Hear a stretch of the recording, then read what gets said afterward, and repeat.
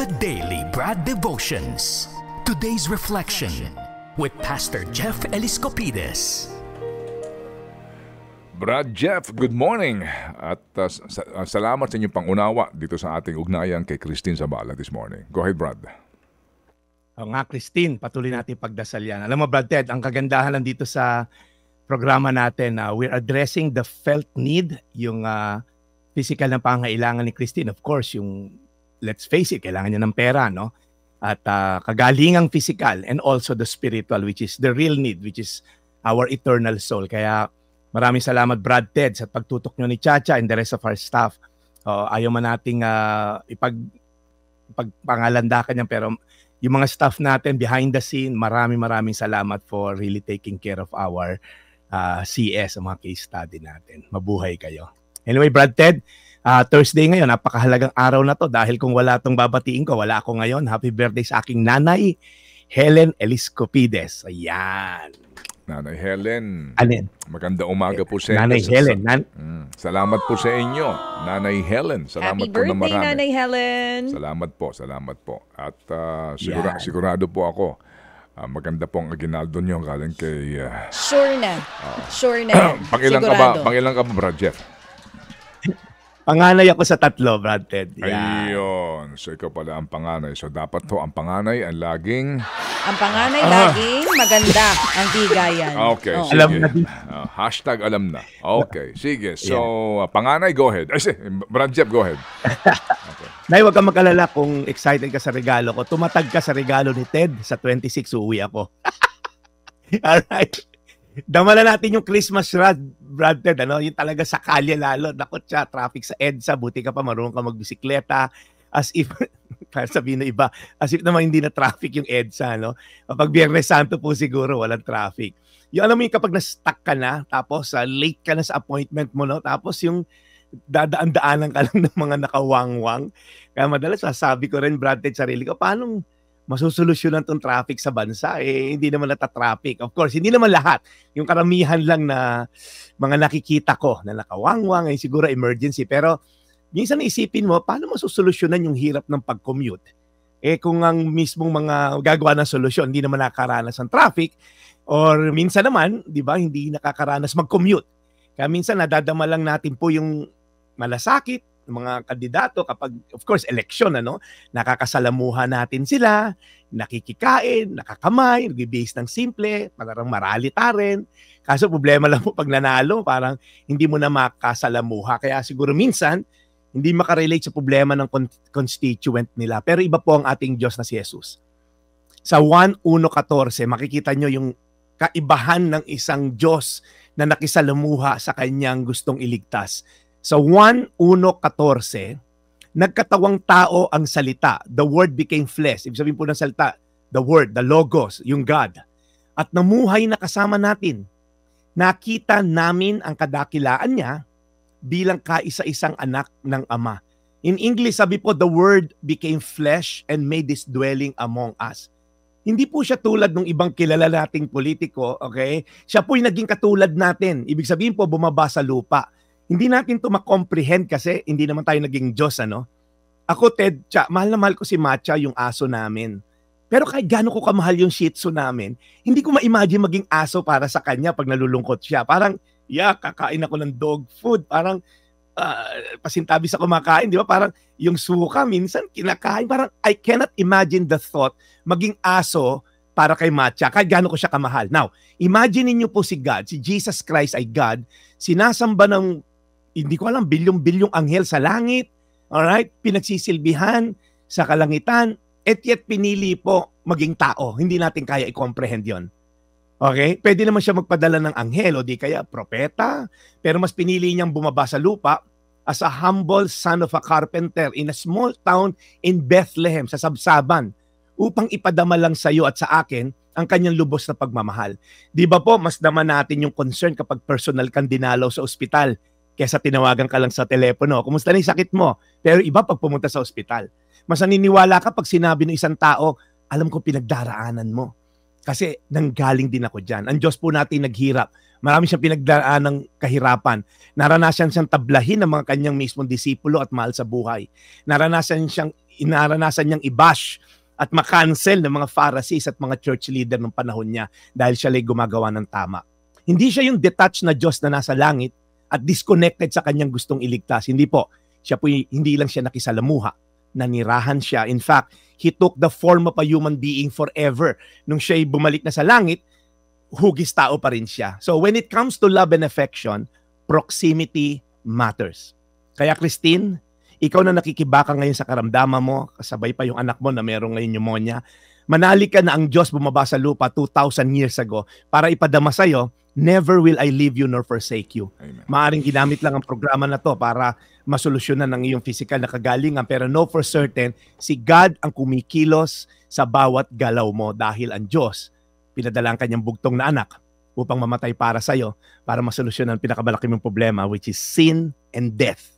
Yan ang pinakamalaki mong problema na sinolusyonan na ng Diyos. 1:14, nagkatawang tao ang salita at namuhay ng kasama natin. Nakita namin ang kadakilaan niya bilang kaisa-isang anak ng Ama. Lord, marami pong salamat sa pagkakataon na to na ang aming kaisipan, Lord, minsan nakafocus lang sa temporal at mga physical. But Lord, nung pinadala mo anak mo, sinolusyonan mo ang aming eternal problem, which is sin and death, na magdadala sa amin sa eternal na kamatayan sa impyerno. Lord, marami pong salamat. Ang anak mo ay hindi lang nasa langit, na kumukumpas lang ng kanyang kapangyarihan, bumaba siya sa lupa, nakisalamuha sa tao, sa kanyang creation, upang ipadama ang kanyang lubos na pagmamahal. Salamat, Panginoon, kay Christine na nakikibaka ngayon ng kanyang kagalingan. We know, Lord, physical lang to, Lord. Kayang-kaya mo to. Yung kanyang eternal na problema, sinolusyonan mo. How much more itong physical. So we pray for healing, complete healing, ng paggaling ng kanyang sugat, at wag na madama yung mga internal parts. We thank you, even yung kanyang anak, pagalingin niyo po sa pneumonia. Sa pangalan ni Jesus. Amen. Amen. Salamat mo sa araw na ito, sa magandang balita at inspirasyon na hatid ng The Daily Bread. Lord, we pray para po kay Brad Jeff, sa kanyang mahal na ina, sa kanyang kaarawan today. Lord, lagi niyo po silang aalagaan and bless his mission always. Lord, salamat po sa mga nagmamalasakit kayong kay Christine at nagpapahatid po ng mensahe ng panalangin para po sa kanyang kagalingan at sa kanyang anak. At salamat din po sa lahat ng aming tagapakinig na nagmamalasakit sa kapwa. In Jesus' name, we pray. Amen. Amen. Amen. Salamat na marami, Brad Jeff, sa makabuluhan at napapanahon na mensahe, sabay din po sa magandang balitang hatid mismo mula sa banal na kasulatan. Amen. Diyan kami humahanga kay Brad Jeff, no? Ito pong kanyang pag-connect nitong mga isyong ito sa ating buhay ngayon. Mabuhay ka, Brad Jeff, at tomorrow is Friday na. Ikaw ba'y tutungo sa amin dito sa programa ni Ma'am Cheryl? Yes, Brad Ted.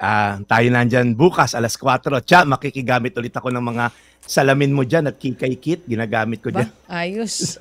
Ganon. Oo. Hindi mo na kailangan, Brad. Hindi mo na kailangan. Mag-red lipstick ka, Pastor. Hindi na kailangan. At talagang artistahin ka na, Brad Jeff. No Brad need Jeff. for makeup. Oo. Hindi Kasi na. si Cha, pag nandyan sa pwesto niya na yan, parang ang payat eh. Tingin Diba? ko nandyan yung Dito ka, angulo, iba yung ilaw magic. ko dito.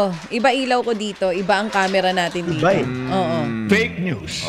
Parang wala naman ako napapansin. Meron. Okay. Oo.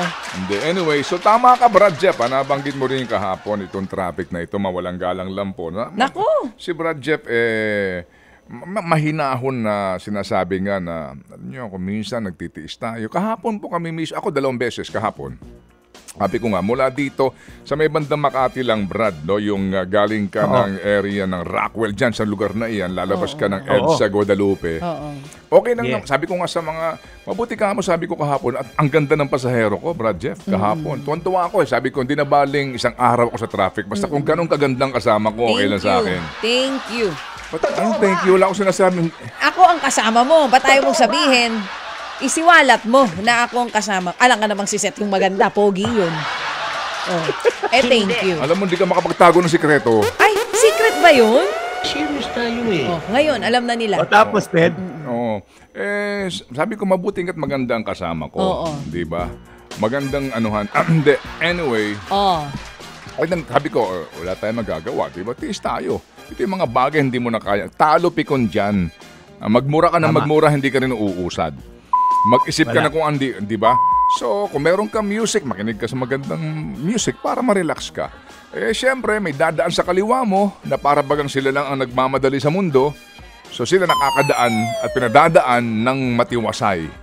Pagkatapos niyan, 3 oras nga ang biyahe mula doon sa lugar na yon hanggang Quezon City. Pagdating ko naman ng Commonwealth Avenue, meron na naman dong isa. Talaga naman, kami ho nagtiis sa Quezon Boulevard. Pero itong, sabi ko, eto na naman siya, di ba? Sabi, hindi po ba? Ganun ho naman siguro talaga. Mga sila ho ang mga pinagpala na nagagawa nila yon habang tayo nagtitiis. Hanggang doon lang ako muna kasi The Daily Brad pa itong segment na ito. Mamaya na. Yung pagpupuyos ng damdamin mo at Pero nandyan pa si pero Pastor totoo Jeff. naman. I'm sure Muntik sa kong- mga motorista ngayon na nakikinig sa atin, nakakakonek kay Brad Jeff. Oo, sino hindi maiinis sa ganun? Hindi ba? Nga, Pastor. Hindi ngunit pastor ako, Brad Ted. Hindi ka na nagagalit. Hindi na Hindi tayo tinatamaan. nag-iisip na, Yes. hindi tayo nag-iisip na masama. Kasi minsan, Brad Ted, kinatok pa yung hood ko eh. Oo, Sabi ko, totoo yan. Nangangatok Yan, yung mga yan. Na para nahiya bagang, naman ako kako. tabi kayo, hari itong dumadaan. Ako, pag sabi ko nga sa inyo, sorry na, pag may ganyan sa akin, binabagalan ko palalo.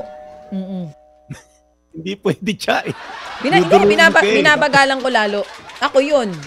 Ganun ako. Bakit ako tatabi? Taxpayer ako. Ako nga nagpapasweldo sa inyo eh. Ako dapat ang mas hindi maabala, no? Ano ba? Hindi ba? Isip ko na lang, baka Oo. nasi CR sila. Ganun, Oo. emergency.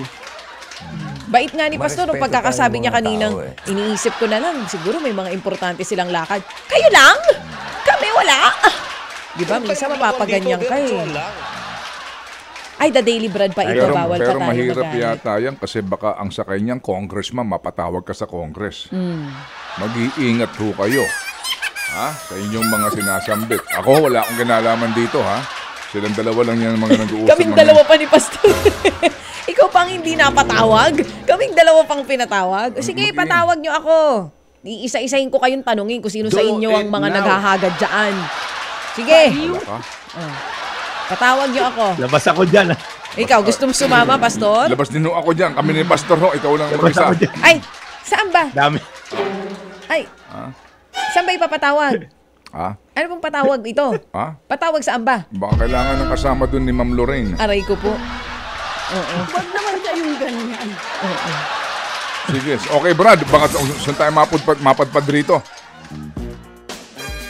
Sige, Brad Ted. Bati ko lang din, Brad Ted, happy birthday si Tricia Amper Jimenez, a good friend of mine. Marami pong salamat. Ito po yung Daily Brad, your daily dose of inspiration. God bless po. And serving the people, Brad Jeff Eliscopides, maraming salamat po. Ted Filon at DJ Chacha. Ngayon, nasa Radyo 5, 92.3 News FM. Monday to Friday, 6 to 10 a.m.